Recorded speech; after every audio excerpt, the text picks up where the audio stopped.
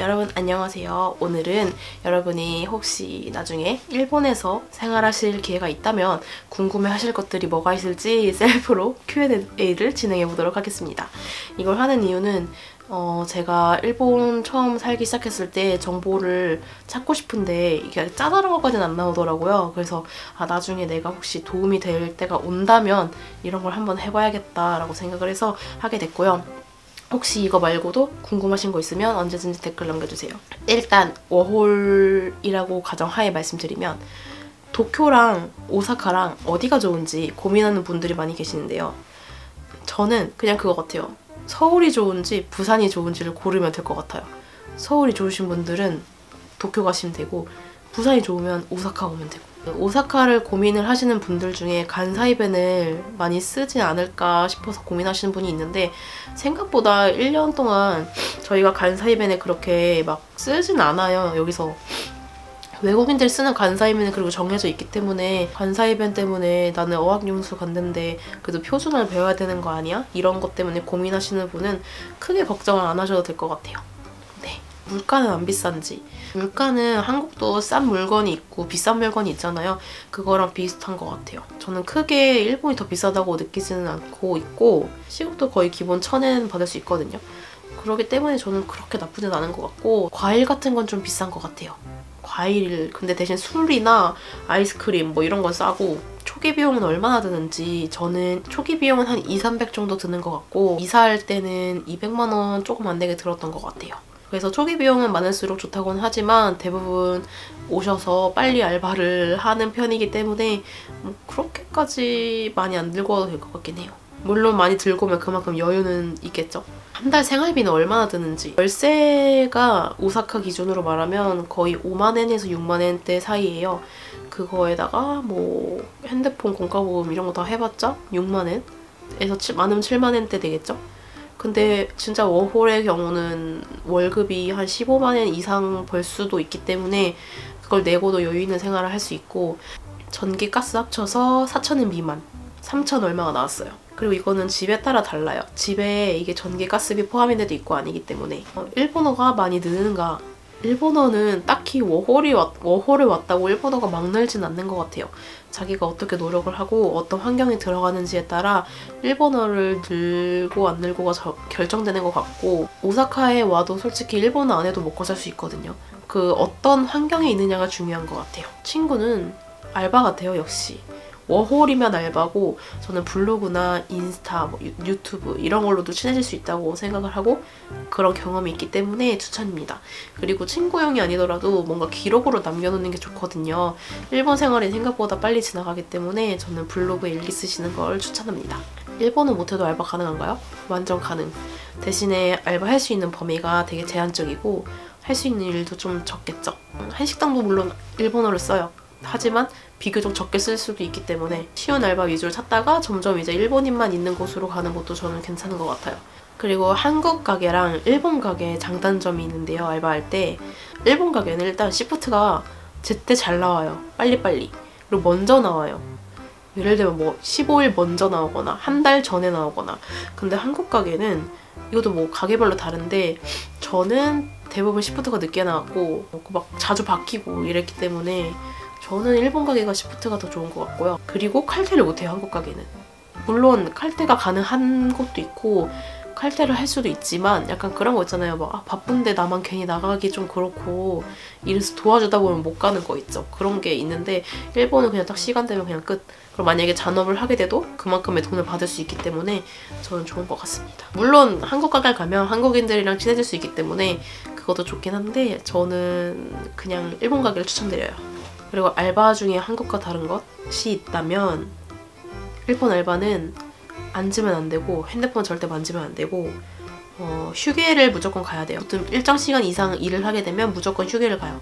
그리고 칼퇴를 할 수 있고 아까 말했듯이 잔업하면은 잔업수당 나오고 교통비 왔다 갔다 받을 수 있고 한국 가게도 교통비 받을 수 있고요. 한국 가게가 마카나 일 되게 잘 주는 것 같아요. 이렇게 푸짐하게 약간 뭐 먹어 이런 약간 이런 느낌? 정이 있죠? 통장은 어떻게 하냐? 대부분 많이 만드는 게 유초라고 우체국 통장이에요. 이게 가장 만들기가 쉽고 다른 거는 이제 일본어를 못하면 못 만들거나 뭐 일본에 일정 기간 살지 않으면 못 만들거나 이러기 때문에 대부분 우체국을 만듭니다. 핸드폰은 한국 거를 쓰는지 핸드폰 자체는 한국 거를 쓰고 통신사를 일본 거를 씁니다. 그럼 번호도 일본 번호로 바뀌게 되고요. 폰은 원래 자기가 쓰던 걸 써요. 그리고 폰 요금은 3,000엔 정도. 워홀은 얼마나 버는지. 워홀은 정말 알바만 미친 듯이 하는 사람들은 20만 엔 정도 벌 수 있고요. 12에서 24인데 그 왔다 갔다 자기가 하느냐에 따라 달라요. 카케모치라고 해서 알바를 2개 할 수도 있는데 정말 쉬지 않고 알바를 돌리면 돈을 진짜 많이 벌 수 있고요. 워홀은 제한된 시간이 없기 때문에 계속 일을 할 수 있고 유학생은 주에 28시간, 방학 때는 40시간까지 일을 할 수 있습니다. 한국 음식은 어디서 사는지. 한국 음식은 한국마트에서 사는데요. 쯔루아시에도 한국마트가 있고 남바에도 있고 최근에 텐노지에도 생겼어요. 그리고 일본 마트에도 뭐 떡볶이 떡이나 고추장 이런 거 유명한 거, 김 이런 거는 팔기 때문에 언제든 살 수가 있습니다.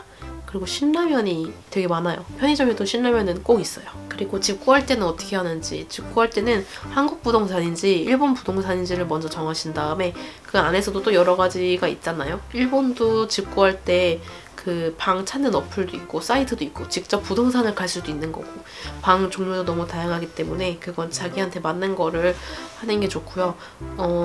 일본인 보증인이 없으면 못 구하는 방들도 많기 때문에 혹시 일본어 걱정이신 분들은 한국 부동산인 상담하시면 카카오톡으로 요즘에는 사진도 딱 묶어가지고 예쁘게 보내주시고 설명도 잘 들을 수 있기 때문에 좋은 것 같습니다. 보통은 2년 계약이고요. 그거보다 더 빨리 해약을 하게 될 경우는 위약금을 내서 월세 한 달치를 내던가 아무튼 위약금이 발생해요. 집을 이제 뺄 때는 자기가 다 해약을 해야 돼요. 전화해서 전기 끊고 가스 끊고. 그리고 기본적으로 집에 진짜 집만 있어요. 그래서 세탁기도 없고 뭐 냉장고도 없고 냉장고 있어봤자 미니 냉장고 그거 있기 때문에 전 정말 일본 집 구하는 거 정말 대박이에요. 너무 힘든 것 같아요. 가구가 없어요. 인터넷도 물론 없고. 그리고 인터넷이 있는 집은 좀 더 가격이 비싸던가 뭐 다른 조건이 안 맞거나 이럴 수도 있고.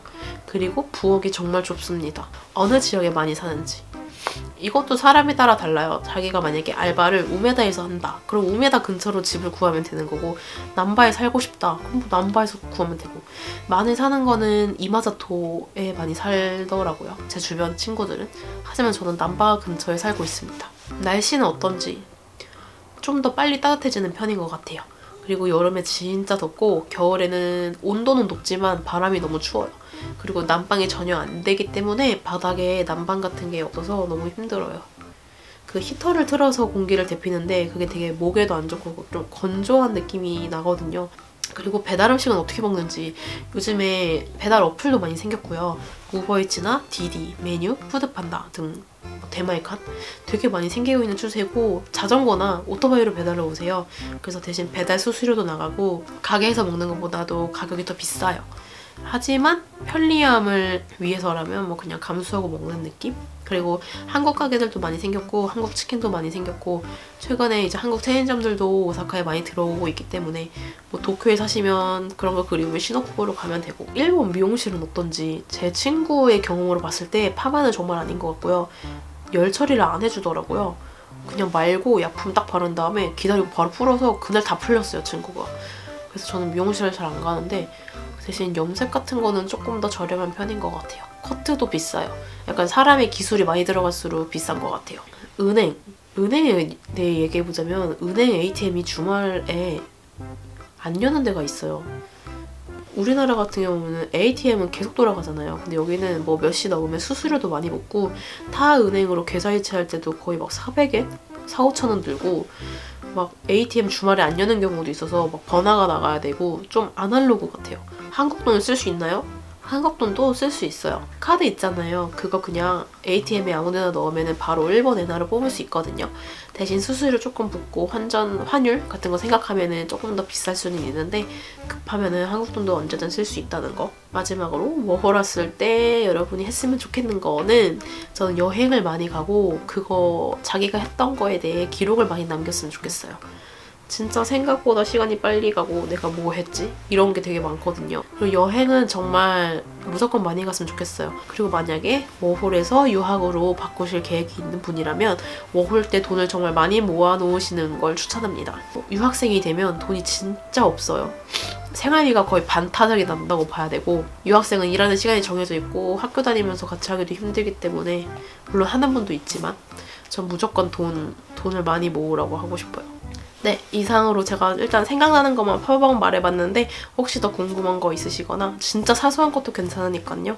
있으시면은 댓글로 남겨주세요. 제가 지금 콧물이 너무 많이 나서 목소리가 좀 이상한데 양해 부탁드리고요. 네, 봐주셔서 감사합니다. 안녕히 계세요.